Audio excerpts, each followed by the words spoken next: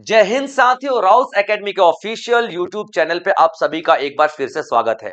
मैं जय ओझा लेकर के आया हूं एक और शानदार करंट अफेयर की क्लास आप सभी के लिए, जहां हम बात करेंगे केवल और केवल एग्जाम ओरिएंटेड न्यूज की। तो चलिए शुरुआत करते हैं, देखते हैं हमारा पहला खबर यानी कि पहली न्यूज क्या है। और हाँ बच्चों, नोट्स जरूर बनाते रहिएगा क्योंकि आपके notes at the end of the moment आप ही के काम आने वाले हैं। मैं पढ़ाऊंगा लेकिन छोटे छोटे नोट्स बुलेट पॉइंट्स में ही सही आप लोग बनाते चलें। शुरुआत करेंगे सेशन का, लेकिन देखेंगे हमारा आज का खूबसूरत विचार क्या कहता है। कोशिश ऐसी करनी चाहिए कि हारते हारते कब जीत जाओ पता ही नहीं चले। देखिए बच्चों, हो सकता है आपके संघर्ष के समय में कोई ऐसा पड़ाव आ जाए जहां पे आपको लगे कि नहीं यार अब नहीं हो रहा है, लेकिन अगर आप पीछे मुड़ के देखते हो तो आपने इतनी कोशिशें ऑलरेडी कर चुकी हैं कि अब आपको पीछे देख के यकीन हो जाता है कि नहीं यार, यहां तो नहीं हार सकता मैं। यानी कि आप इतनी कोशिश करो, इतनी कोशिश करो कि कब कोशिश को करते करते आपकी कोशिशें जीत में बदल जाए आपको पता ही नहीं चले। तो चलिए देखते हैं, शुरुआत करते हैं आज के सेशन का। देखते हैं पहली न्यूज आपकी क्या है। तो दोस्तों, India AI impact summit 2026 Delhi के भारत मंडपम में शुरू हो चुका है। तो अभी देखेंगे ये होता क्या है। अभी तक आप लोगों ने, ठीक है, एआई समिट सुना था, एआई समिट सुना था, ठीक है बच्चों, एआई समिट सुना था। एआई समिट यानी कि आर्टिफिशियल इंटेलिजेंस से रिलेटेड शिखर सम्मेलन की हम यहां पे बात कर रहे हैं। तो एआई, ठीक है, लेकिन ये क्या है, AI impact, AI impact summit है। इम्पैक्ट का मतलब क्या होता है, प्रभाव। इम्पैक्ट का मतलब क्या है, प्रभाव। यानी कि यहां पर जो शिखर सम्मेलन किया जा रहा है दिल्ली में, उसमें हम किस चीज पे बात करेंगे, हम नहीं, यहाँ पे दुनिया भर के देश आने वाले हैं। किस चीज पे बात करेंगे, तो आर्टिफिशियल इंटेलिजेंस के प्रभाव के बारे में बात करेंगे, यानी कि इफेक्ट्स के बारे में बात करेंगे। यहां पे पॉजिटिव इफेक्ट्स भी हैं, नेगेटिव इफेक्ट्स भी हैं। जाहिर सी बात है भाई साहब, आर्टिफिशियल इंटेलिजेंस का पॉजिटिव इंपैक्ट की बात करते हैं तो हेल्थ सेक्टर में हो गया, डिफेंस सेक्टर में हो गया, रिसर्च में हो गया, साइंस में हो गया, एजुकेशन में हो गया, तमाम तरीके के पॉजिटिव एस्पेक्ट्स आप लोग देखते हो। लेकिन नेगेटिव इफेक्ट भी तो है ना, कहीं मेरी शक्ल लगा के कोई किसी को गोली मार रहा है, ठीक है, कहीं आपकी शक्ल लगा के कोई यहाँ पे चोरी डकैती कर रहा है। आर्टिफिशियल इंटेलिजेंस है भाई साहब, सब कुछ पॉसिबल है ना भाई। एक लौकी, कल एक मैं देखे लौकी बोल रही थी, मैं लौकी हूं रे, मुझे खाया करो रे, मैं सेहतमंद बना दूंगी रे। ये लौकी थोड़ी बोल रहा है, ये क्या है, आर्टिफिशियल इंटेलिजेंस। तो भाई साहब कुछ भी कराया जा सकता है एआई की हेल्प से। तो यहाँ पे नेगेटिव इंपैक्ट भी तो है, उसका गलत इस्तेमाल भी तो किया जा सकता है ना। तो यहाँ पे इंपैक्ट समिट यानी कि प्रभाव को डिस्कस करने के लिए एक शिखर सम्मेलन आयोजित किया गया है, जहां पे हम लोग अच्छे प्रभाव हैं तो उसको बढ़ावा देंगे और जो गलत प्रभाव है तो उसको रोकने की कोशिश करेंगे। कहां पे समिट किया गया है, तो दिल्ली में भाई साहब। कहां पे, तो दिल्ली में, ठीक है, याद रखना दिल्ली में।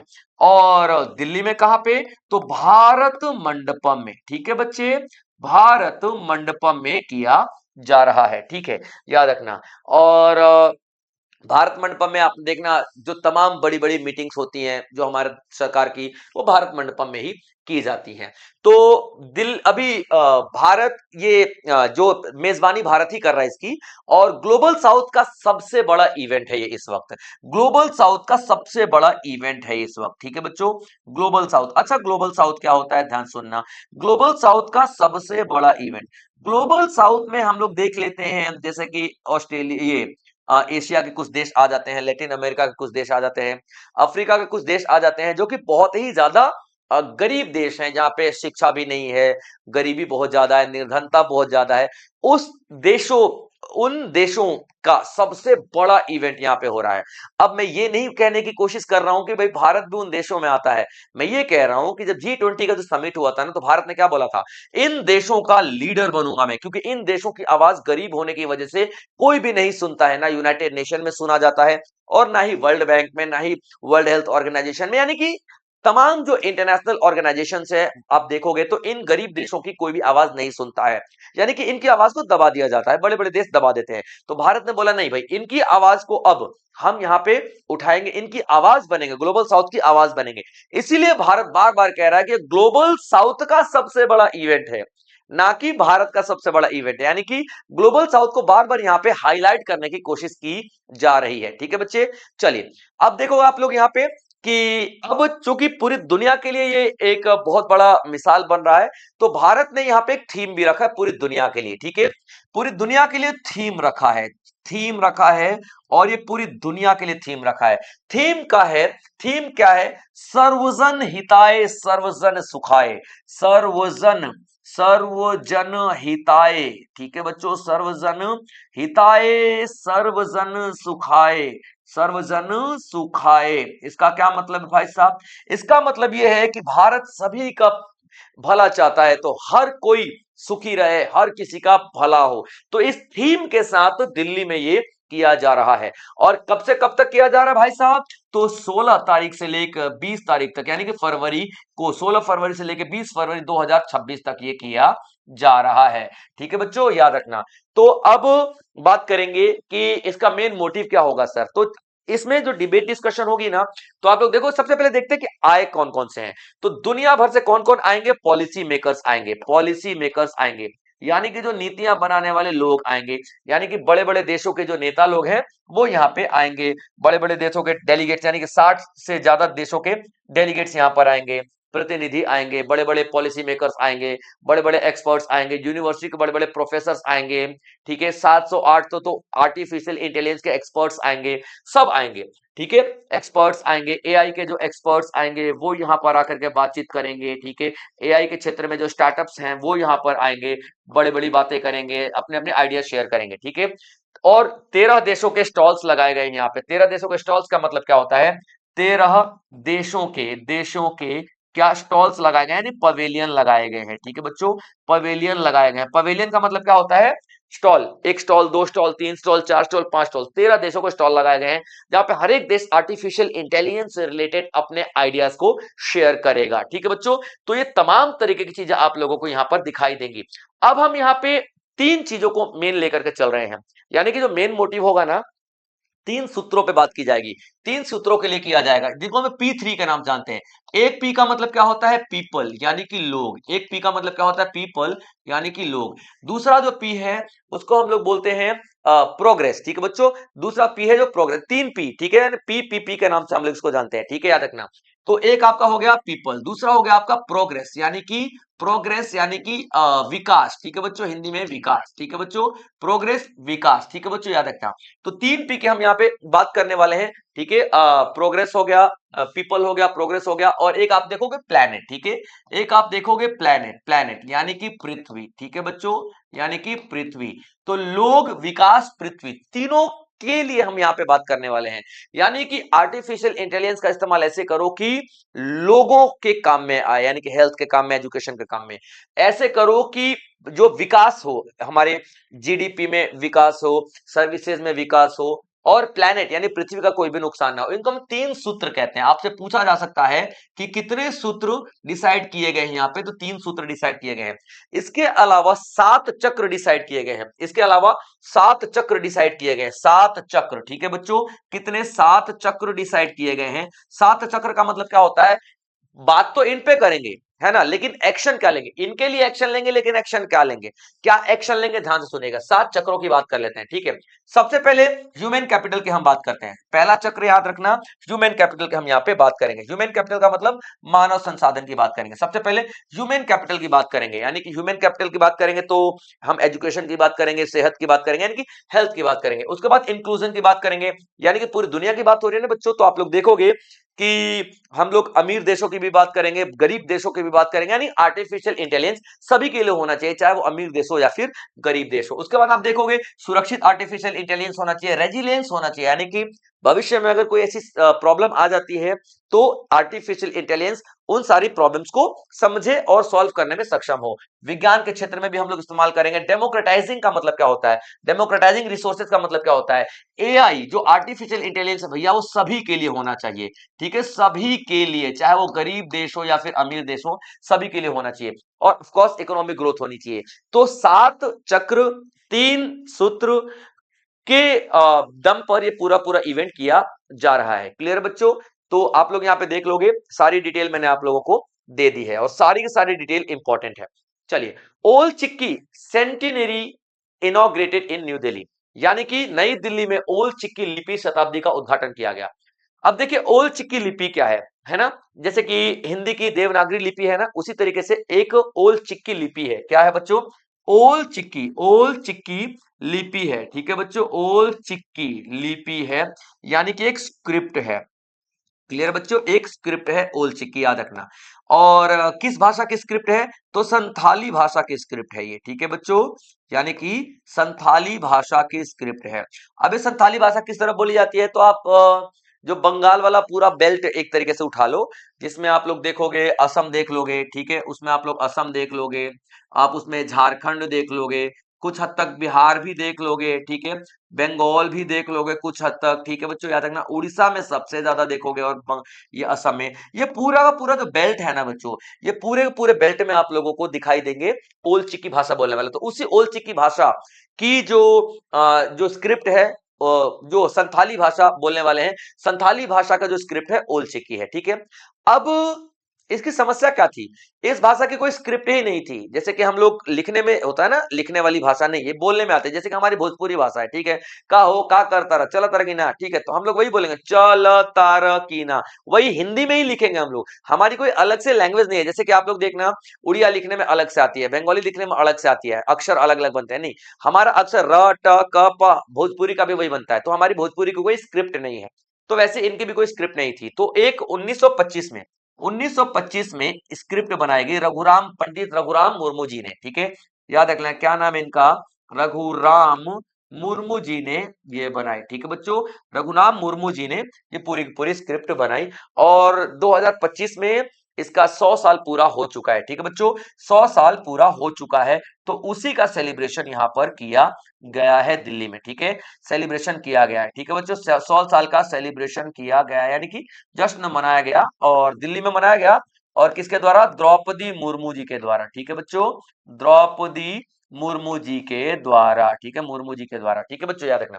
तो इंपॉर्टेंट पॉइंट यही है, आप लोगों को याद रखना। अच्छा, एक और इंपॉर्टेंट न्यूज इससे रिलेटेड ये है कि पिछले महीने ही नवंबर में, हाँ नवंबर में, नॉट नवंबर, दिसंबर में बच्चों, ठीक है, संथाली भाषा में इस संविधान को भी लॉन्च किया गया था। संथाली भाषा जो है, जो हमारी संथाली भाषा है, एक तो ये संथाली भाषा हमारी 22 भाषाओं में से एक है जो संविधान में दिया गया है।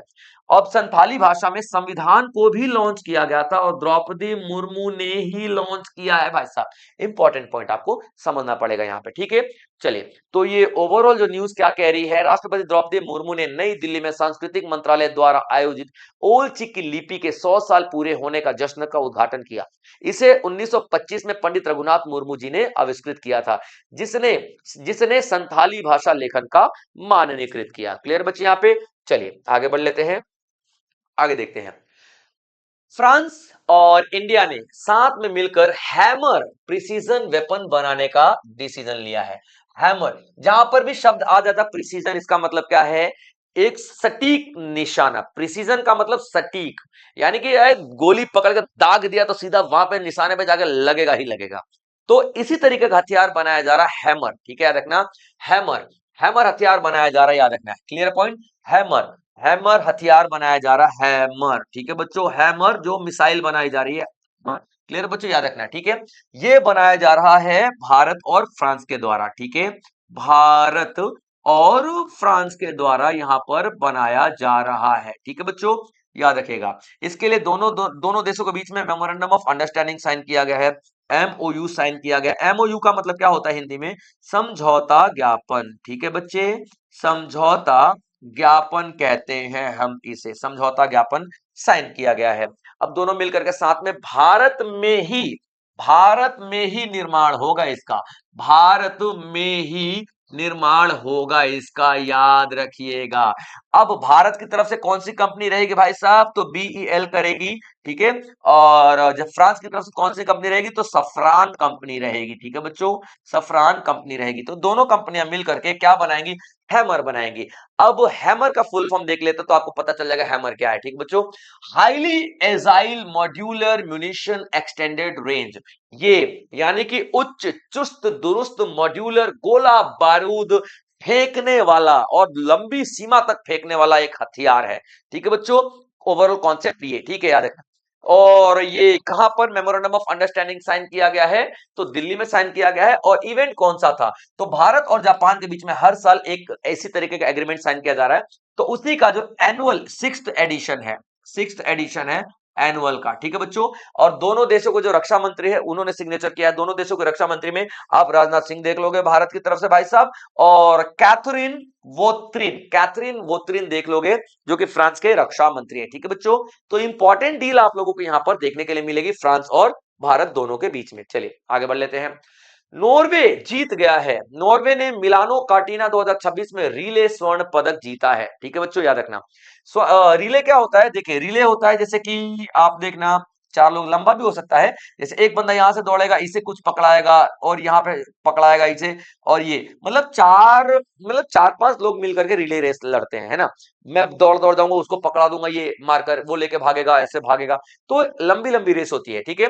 तो चार लोग और एक बंदा कितना भाग रहा है? 7.5 किलोमीटर, यानी कि टोटल 30 किलोमीटर की रेस है। और नॉर्वे जो है ये रेस जीत चुका है, ठीक है बच्चों, याद रख लेना। यही आपका ये आपका क्या है, न्यूज है, ठीक है बच्चों।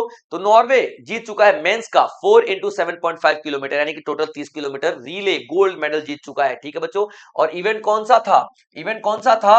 तो मिलानो कॉर्टिना 2026 विंटर ओलंपिक याद रख लेना, बहुत है, ठीक है। विंटर ओलंपिक में गोल्ड मेडल, ठीक है। विंटर विंटर ओलंपिक याद रखना। विंटर ओलंपिक में गोल्ड मेडल किस में? ओलंपिक तो इवेंट का नाम था, गोल्ड मेडल किस में? तो रिले रेस में, ठीक है बच्चों, जीत चुका है गोल्ड मेडल, याद रख लेना। चार लोगों का नाम आप लोगों को याद रखने की जरूरत नहीं है, एक नाम आप लोग इंपॉर्टेंट याद रख लेना, और ये एक नाम बहुत ज्यादा इंपॉर्टेंट है, ठीक है। योहान्स क्लेबो, ठीक है बच्चों। योहान्स क्लेबो क्लेबो योहान्स क्लेबो जो है, ये नाम याद रख लेना, क्योंकि भाई ये सबसे ज्यादा इंपॉर्टेंट रहा है। जैसे आप मैचों में देख लो, तो क्रिकेट मैच में, फुटबॉल मैच में जो सबसे ज्यादा गोल मार दे वही धुआंधार बल्लेबाज कहलाता है ना। तो एक बंदा जो फेमस हो जाता है, तो ये वही वाला बंदा है जिसने भाई, इसका 9वां ओलंपिक मेडल था, ये 9th ओलंपिक मेडल था, ये काफी ज्यादा फेमस इसलिए है, ठीक है बच्चों, याद रख लेना, ठीक है बच्चों। चलिए आगे बढ़ लेते हैं। अगली न्यूज क्या कहती है हमारी? अगली न्यूज आ जाती है बच्चे, राजनाथ सिंह ने बूस्ट किया इंडिजिनस डिफेंस एट बीईएल, यानी कि राजनाथ सिंह ने बीईएल में स्वदेशी रक्षा को बढ़ावा दिया है। बीईएल यानी कि भारत इलेक्ट्रॉनिक लिमिटेड, जो कि एक महारत्न कंपनी है जो कि रक्षा उपकरण बनाती है हमारी भारतीय सेनाओं के लिए, एयरफोर्स के लिए, नेवी के लिए और आर्मी के लिए रक्षा उपकरण तैयार करती है, ठीक है बच्चों, याद रखना। तो अभी राजनाथ सिंह ने, यानी कि डिफेंस मिनिस्ट्री ने, यानी कि डिफेंस मिनिस्ट्री ने, ठीक है बच्चों, डिफेंस मिनिस्ट्री ने किसके साथ किया भाई साहब? बीईएल यानी कि भारत इलेक्ट्रॉनिक लिमिटेड जो है, उसके साथ एक एग्रीमेंट साइन किया है, एमओयू साइन किया है, ठीक है, याद रखना। कहां पे बनाने के लिए? बेंगलुरु में, ठीक है। कहां पे बनाने के लिए? बेंगलुरु में, ठीक है। और बेंगलुरु में बनाने के लिए तो ठीक है, लेकिन क्या बनाने के लिए? इंटीग्रेशन, ठीक है, मिसाइल इंटीग्रेशन फैसिलिटी। क्या बनाने के लिए? Missile integration facility. अब ये क्या होता है, ध्यान सुनना, मिसाइल इंटीग्रेशन फैसिलिटी। अब ये क्या होता है? ठीक है बच्चों, जैसे हम लोग गाड़ी की मरम्मत करवाते हैं ना, उसी तरीके से ये मिसाइलों की मरम्मत हो गया, या मिसाइलों की टेस्टिंग हो गई, ये तमाम तरीके की चीजें यहाँ पे की जाती है। अभी तक हमारे मिसाइलें सब हम बाहर के देशों से मंगाते थे, मटेरियल मंगा के मरम्मत किया करते थे, या फिर जो इंजीनियर वगैरह के यहाँ पर मरम्मत किया करते थे, है ना। लेकिन अब बेंगलुरु में उनकी मरम्मत प्रॉपर की जाएगी, ठीक है बच्चों, याद रख लेना। तो राजनाथ सिंह ने बेंगलुरु स्थित बीईएल में मिसाइल इंटीग्रेशन सुविधा का उद्घाटन किया। अब जो पहली बार यहाँ पे आया है, पहली बार जो यहाँ पे सर्विस प्रोवाइड किया है जिसने, वो आकाश याद रख लेना, आकाश, ठीक है बच्चों, क्या नाम याद रख लेना? आकाश थर्ड और फोर्थ रेजिमेंट है। आकाश थर्ड और फोर्थ रेजिमेंट है, क्लियर अपन बच्चों, थर्ड और फोर्थ रेजिमेंट है जिसने पहली बार यहाँ पे सर्विसेज दी हैं। और भी चीजें यहाँ पे काम करेंगी, जैसे कि माउंटेन फायरिंग हो गया, रडार सिस्टम को बनाया जाएगा, ठीक है।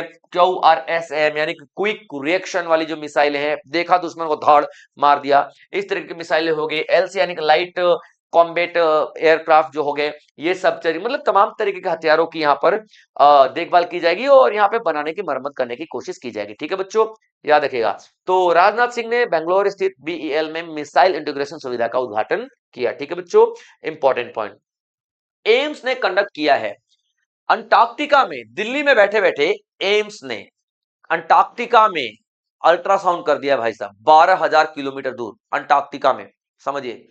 तो यहाँ पे क्या किया जा रहा है, इसको हम क्या बोलते हैं, टेली मेडिसिन, टेली मेडिसिन कहते हैं। ठीक है बच्चों, टेली मेडिसिन कहते हैं या फिर टेली रोबोट कहते हैं, टेली रोबोट कहते हैं। इसका मतलब क्या है, दूर बैठे बैठे वीडियो कॉन्फ्रेंसिंग पे और मशीनों के जरिए जो गाइडेंस करवा करवा के ऑपरेशन कर देना, इलाज कर देना, ये सारी चीजों को हम टेलीमेडिसिन या फिर टेली रोबोट के नाम से जानते हैं। ठीक है बच्चों, तो अभी एम्स ने 12,000 किलोमीटर दूर टेली रोबोटिक्स अल्ट्रासाउंड किया, यानी कि दूर बैठ के, दिल्ली में बैठे बैठे 12,000 किलोमीटर दूर अंटार्कटिका में यहाँ पे एक प्रॉपर अल्ट्रासाउंड कर दिया भाई साहब। सोचिए टेक्नोलॉजी कितनी ज्यादा बढ़ चुकी है। तो एम्स ने, ठीक है, एम्स ने मैत्री, मैत्री अंटार्कटिका में है, तो मैत्री अंटार्कटिका में एक वास्तविक समय टेली रोबोटिक अल्ट्रासाउंड किया। वास्तविक समय का मतलब क्या होता है, रियल टाइम। ठीक है, रियल टाइम का मतलब क्या होता है, उसी टाइम, जैसे कि मान लीजिए अभी जैसे मैं लाइव चीजें होती है, लाइव को रियल टाइम बोलते हैं, है ना। तो रियल टाइम लाइव इलाज करवा दिया है। ठीक है, याद रखना। इस प्रणाली को national centre for polar and ocean research, और कौन कौन से यहाँ पे संस्थान मौजूद है इतने बड़े कार्य में, याद रख लेना। ठीक है, आप देखो सबसे पहले क्या है ये, तो नेशनल यानी कि एन, सेंटर यानी कि सी, पी यानी कि polar and ocean research, ocean research, ये संस्थान मौजूद है और एम्स मौजूद है इसमें, और छोटे मोटे जो स्टार्टअप्स हैं वो मौजूद हैं। तो आप लोगों को याद क्या करना है कि एम्स ने दिल्ली में बैठे बैठे विद हेल्प ऑफ एनसीपीओआर यानी कि national centre for polar and ocean research के साथ मिलकर एम्स ने अंटार्कटिका के मैत्री में दिल्ली में बैठे बैठे क्या एक अल्ट्रासाउंड का प्रोसेस पूरा कर दिया और सक्सेसफुली किया, रियल टाइम में किया भाई साहब, एग्जैक्ट उसी समय में किया है। ठीक है बच्चे, चलिए सारी की सारी चीजें आप लोगों के लिए इंपॉर्टेंट है। इंडिया शुगर एक्सपोर्ट बढ़ चुका है 2 लाख टन 2025-26 में। देखिए चीनी का जो उत्पादन भारत में ऑलरेडी बहुत पहले से होता रहा, तभी तो हम लोग ज्यादा एक्सपोर्ट करते हैं। तो भारत ने यहाँ पे क्या बोल रखा था, भारत ने यहाँ पे एक टारगेट रखा था। ठीक है, भारत ने एक टारगेट रखा था। ठीक है, याद रखना, टारगेट रखा था। और टारगेट क्या था कि हम लोग यहाँ पे 20 लाख टन, 20 लाख टन का चीनी जो है ना वो एक्सपोर्ट कर सकते हैं, वो एक्सपोर्ट कर सकते हैं, टारगेट रखा था। लेकिन ये 2 लाख टन का पहली बार पार हुआ है। ठीक है, 2 लाख टन का जो आंकड़ा है ना, टन का जो आंकड़ा है ना, पहली बार पार हुआ है, याद रखना, पहली बार बच्चों। और ये इंपॉर्टेंट पॉइंट है, ठीक है, याद रखना। तो इस वजह से काफी ज्यादा न्यूज में हो चुका है। तो और ये खबर अनाउंस किसने किया है, तो all India sugar trade association, all India sugar trade association ने इसको अनाउंस किया है और ये बताया कि भाई साहब हमने 2,01,547 टन शुगर एक्सपोर्ट कर दिया है और सबसे ज्यादा खरीदार कौन है, यूएई यानी यूनाइटेड अरब एमिरेट जो है, सबसे ज्यादा चीनी भारत से इसी ने खरीदा है। क्लियर है बच्चे यहाँ पे। और अगले कुछ समय की बात कर लेते हैं, अगले साल तो 13% तक चीनी का उत्पादन भारत में बढ़ाया जा सकता है। ये ओवरऑल कॉन्सेप्ट आपको ये तो याद क्या रखना है, एक नाम याद रखना, all India sugar trade association, जिसने अनाउंसमेंट किया है, इसका नाम इंपॉर्टेंट हो जाता है। और किसने और क्या अनाउंसमेंट किया है कि भारत ने 2 लाख टन का शुगर अभी तक एक्सपोर्ट कर दिया है, निर्यात कर दिया है। और उसमें एग्जैक्ट की बात कर 2,01,547, ठीक है, ये टन का एग्जैक्ट आंकड़ा आप लोगों को दिखाई देगा। तो बहुत बड़ी एक न्यूज है, एक हमारे पास एक उपलब्धि है कि भैया चीनी के उत्पादन में हम लोग इतना ज्यादा आगे बढ़ रहे हैं, अग्रणी हो रहे हैं। ठीक है बच्चों, चलिए अगला, सही और बोध, दो ऐसे कॉन्सेप्ट लाए गए हैं जेपी नड्डा जी के द्वारा, जो कि हमारे स्वास्थ्य मंत्री हैं, स्वास्थ्य मंत्री जेपी नड्डा सर। ठीक है, याद रखना, health minister JP Nadda sir. ठीक है बच्चों, याद रखना, health minister JP Nadda sir. ठीक है, याद रखना, जेपी नड्डा, जेपी नड्डा, इन्होंने 2 कॉन्सेप्ट लाए हैं और दोनों कॉन्सेप्ट का नाम क्या है, ठीक है, सही और बोध। दोनों कॉन्सेप्ट का नाम क्या है, सही और बोध। क्लियर है पॉइंट बच्चों, याद रख लेना, सही और बोध, सही और बोध, दोनों का नाम याद रखना, सही और बोध, सही और बोध, 2 कॉन्सेप्ट लेकर के आए हैं। क्लियर है पॉइंट, याद रखना। सही क्या करेगा और बोध क्या करेगा, ये ऑनलाइन प्लेटफॉर्म्स हैं, ये क्या क्या करेंगे ध्यान सुनना, ठीक है। ये सही क्या करेगा, अब देखना, सही स्ट्रेटेजी बनाएगा किसके लिए, artificial intelligence in health care, है ना। हेल्थ केयर सेक्टर में ये एक तरीके से रूल बुक है, समझना, एक तरीके से ये रूल बुक है, एक ऐसी बुक है जहां पे रूल्स लिखे हुए, जैसे स्कूल के रूल्स होते हैं ना, वैसे आर्टिफिशियल इंटेलिजेंस का हेल्थ के सेक्टर में किस तरीके से इस्तेमाल किया जाएगा, उसका पूरा पूरा रूल बुक बनाया गया है। वो उसका नाम क्या दिया गया, सही। नाम से ही समझ में आ रहा है, ठीक है बच्चों। एस का मतलब स्ट्रेटेजी, ए का मतलब artificial, H artificial intelligence, H का मतलब हेल्थ केयर फॉर इंडिया, ठीक है बच्चों, सही रूल बुक है। अब आर्टिफिशियल इंटेलिजेंस का इस्तेमाल करके लोग भाई मेडिकल पढ़ने लग गए हैं, लोग दवाइयां बनाने लग गए हैं, पागल हो क्या, ठीक है। उसका सही इस्तेमाल करो, दवाई कहीं देके आप डॉक्टर ना समझने लग जाओ, आप कहीं की आपके चक्कर में कहीं में रामनगर पहुंच जाए बंदा आपकी दवाई खा के, समझे। तो यहाँ पे रूल बुक किस तरीके से इस्तेमाल किया जाना चाहिए आर्टिफिशियल इंटेलिजेंस का हेल्थ के सेक्टर में, क्योंकि हेल्थ सबसे ज्यादा जरूरी है ना। और ये क्या किया गया है, ये बोध क्या है, ये क्वालिटी टेस्ट किया जाएगा, ठीक है, याद रखना, क्वालिटी टेस्ट किया जाएगा एआई मशीन्स का, जो कि हम लोग हेल्थ के सेक्टर में इस्तेमाल करने वाले हैं। कहीं पता चल रहा है कि दिल की धड़कनें बढ़ रही है, कम हो रही हैं, ये जांच करने वाली मशीन हम लोग लेकर के आए, और वो मशीन ही डुप्लीकेट है, हमारे दिल की धड़कनें कम हो रही हैं और बता रहा बाप रे बढ़ गई, बढ़ रही है बता रहा बाप रे कम हो गई, तो नहीं।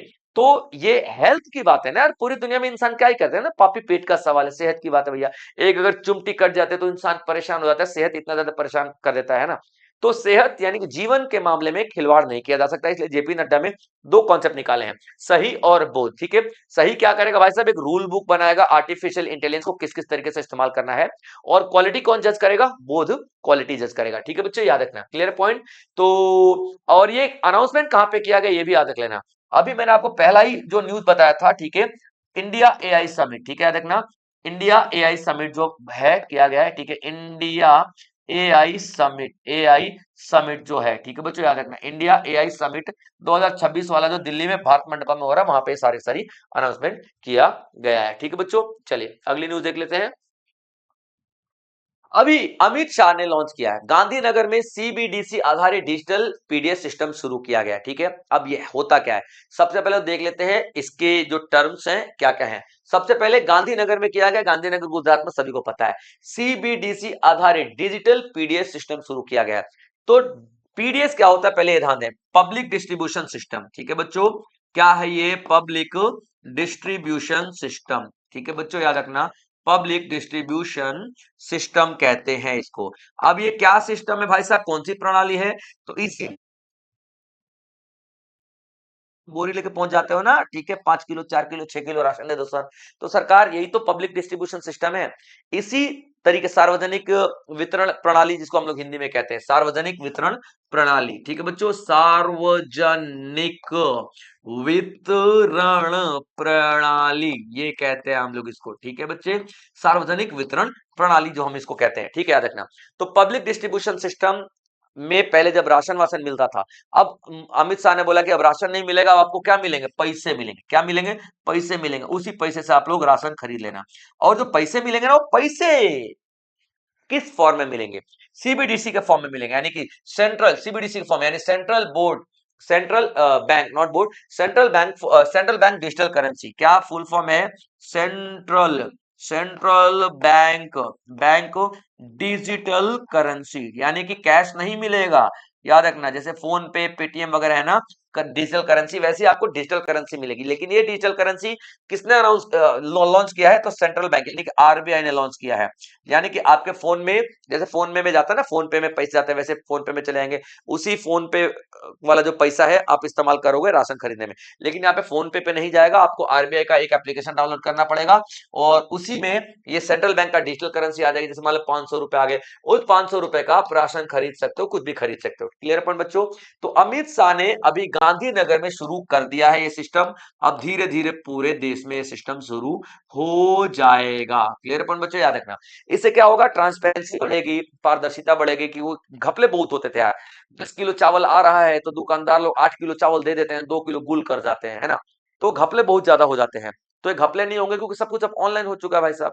तो ये जो डिजिटल वर्ल्ड आ रहा है आप देखोगे कि बेहतरीन हो रहा है हमारा सिस्टम। ठीक है बच्चों, तो चलिए आज के लिए इतना ही बच्चों। इसी तरीके से और भी बेहतरीन इंफॉर्मेशन मैं आप लोगों के लिए लेकर के आता रहूंगा। और जो भी साथी प्यारे इस प्लेटफॉर्म पे नए हैं सब्सक्राइब जरूर कर लीजिएगा, क्योंकि आपका सब्सक्रिप्शन हमें बहुत ज्यादा हौसला देता है। चलिए मिलेंगे अगले सेशन में फिर से कुछ नए सवालों के साथ, कुछ नए जवाबों के साथ, कुछ नए टॉपिक के साथ।